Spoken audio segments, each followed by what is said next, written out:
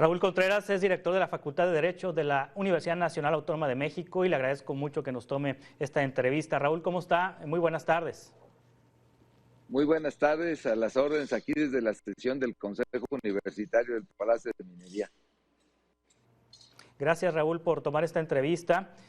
Hay un conflicto de derechos, se encuentran cuando hay manifestantes que tienen el derecho a protestar y cuando sobre todo son legítimas sus exigencias ante alguna injusticia, ante algún incumplimiento de alguna autoridad, ante alguna circunstancia.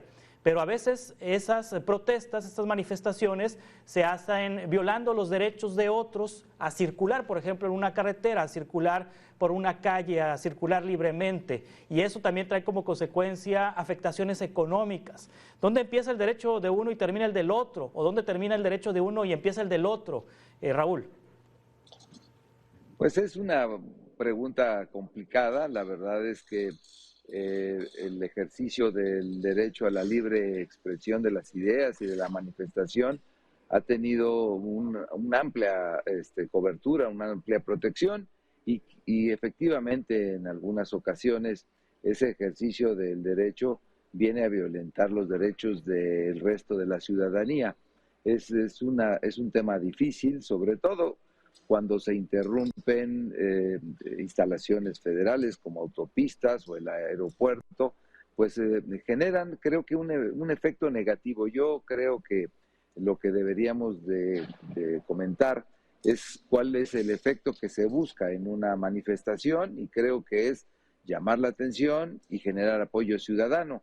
Y muchas veces creo que el resultado de estas expresiones, cuando se afectan demasiados derechos o cuando se impide la libre transportación de las personas, de las mercancías o la salida al aeropuerto, creo que los efectos son negativos y la ciudadanía, lejos de apoyar una manifestación, pues a veces creo que se molesta y se logran efectos contraproducentes. Una salida rápida de los legislativos, de los poderes legislativos estatales y del Poder Legislativo Federal, es que cuando hay una problemática, concluyen que la solución es aumentando penas.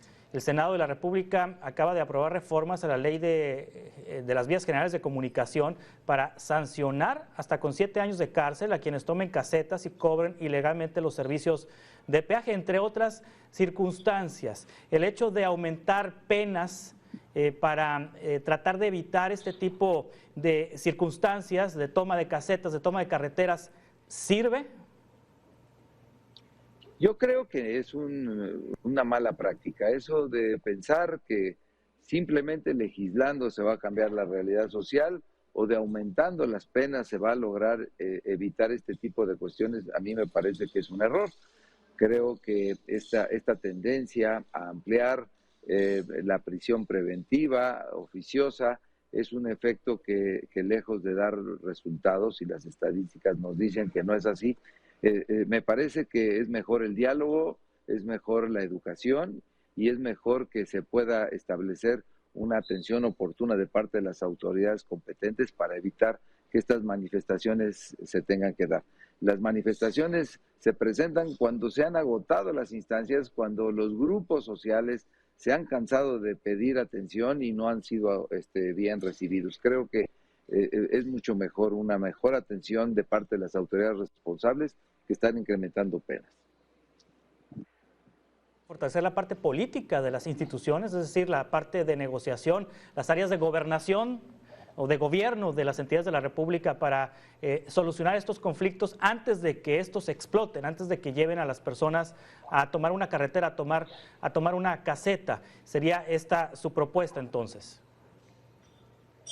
Desde luego, siempre el diálogo, la concertación, la mediación y la resolución de los conflictos de manera pacífica siempre será mejor que tener que obligar a una autoridad a que atienda y causar otro tipo de afectaciones a la ciudadanía. Siempre será mejor.